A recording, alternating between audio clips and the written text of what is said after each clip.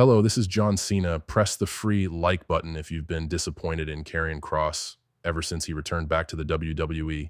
We actually teased a one-on-one match together when he was in NXT, but I'm not sure if me putting him over right now would help him, but it might.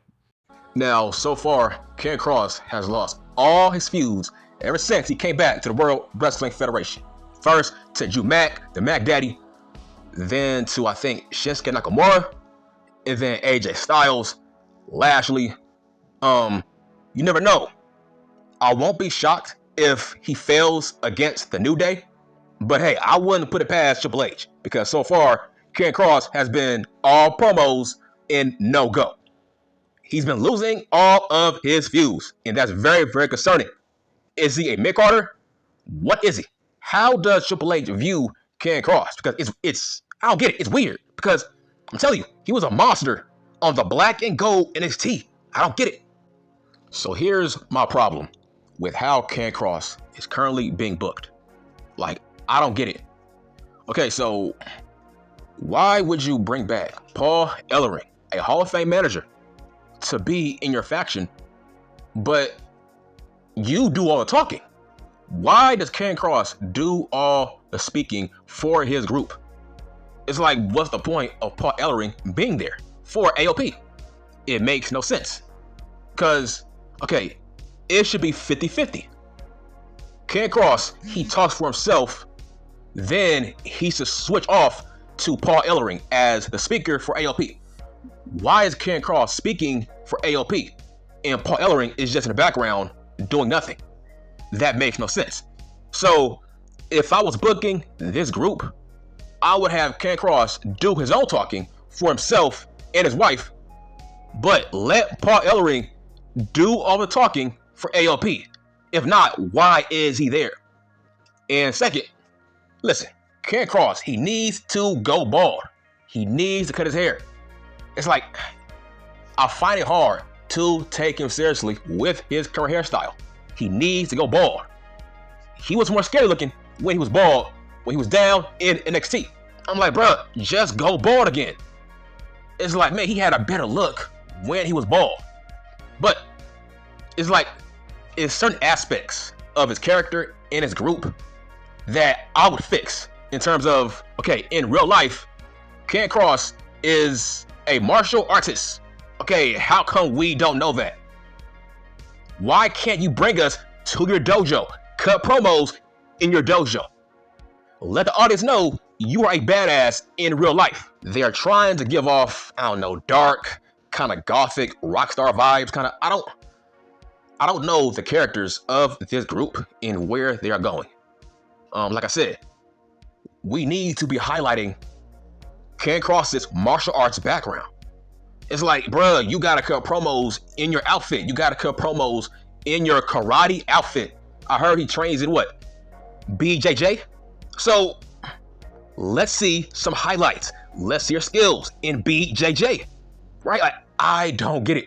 He looks like he needs to be starring in Roadhouse. So it's like, it's hard to take him seriously.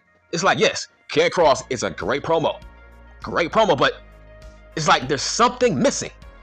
I don't know, like there's something missing. He needs something else to hook the audience. The audience don't know nothing about him. He is not giving us reasons to care on who he is. Give us more insights on his background. We need to be highlighting his martial arts background. I feel like that also makes a great villain. Why not highlight his martial arts background? But on top of that, listen, I understand they are losing matches. Okay, I get that. Like, I don't care about that.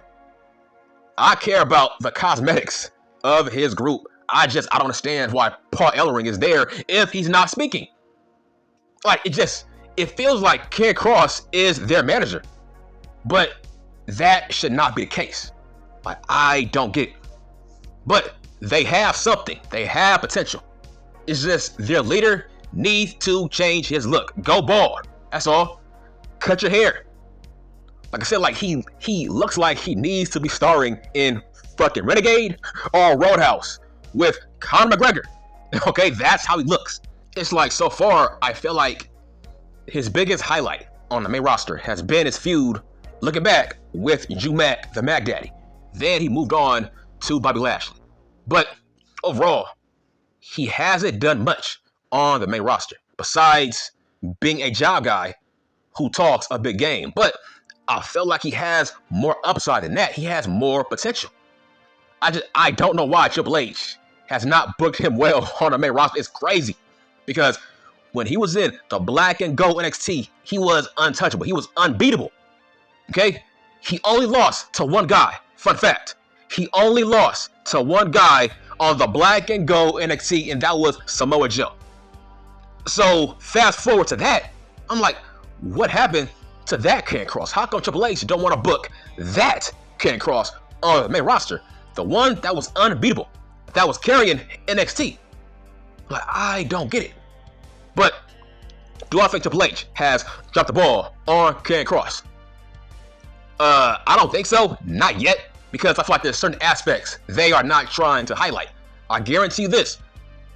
If we get to know Karrion Kross even more, like I said, highlight his martial arts background. Let the audience know this dude is a legit badass in real life that you gotta take seriously. Let's get to know Karrion Kross instead of these movie-like promos that he gives. That's all I'm saying. Do I like his matches? Yes. He's solid. He's a solid in-ring performer. Like I said, he has a good look. He has a great, sexy-ass wife. I'll admit, his wife gives us reasons to care about what he's saying, right? I think that's why she's there. It's like, man, she is half of that whole act. It's like she needs to be there right by his side. I don't think Vince McMahon realized that. Like, bruh, Karrion Kross, he needs his wife by his side. Like, that's facts on facts. But so far, what do I grade Karrion Kross and his return back to the World Wrestling Federation? Man, I might give it a D+. I gotta give it a D+. Because there's more we should be doing. Now, I ain't saying that Triple H has gave up on him, but I feel like there's certain more aspects he needs to be adding to make the audience care about him. Because right now, man, he's a mid-carder. He is a mid-card guy. That's crazy. So far, he has never been in any main events. He has been in that mid-card, a staple in that mid-card. When it comes to Drew Mac, the Mac Daddy, man, he has been very successful since his feud with Karrion Kross. But that should not be the case, because it was Drew Mac's job to put over Karrion Kross. So I don't get it. Listen, this just goes to show you Triple H don't play favorites on the main roster, right? It makes me feel like if Adam Coleslaw was still here, he would be a mid-carder. Maybe low-tier mid-carder. Facts. Look at Johnny G. Look at Ciampa. Those guys are in that mid-card. Even though those guys are legends on the black and gold brand, just like Adam Coleslaw. So what makes you think Adam Coleslaw, with his body, with his frame, you think Triple H would give him a goddamn push? Hell no. Listen, Triple H was using these guys on the black and gold NXT. He was using them. That's all. Back then, that was the trend.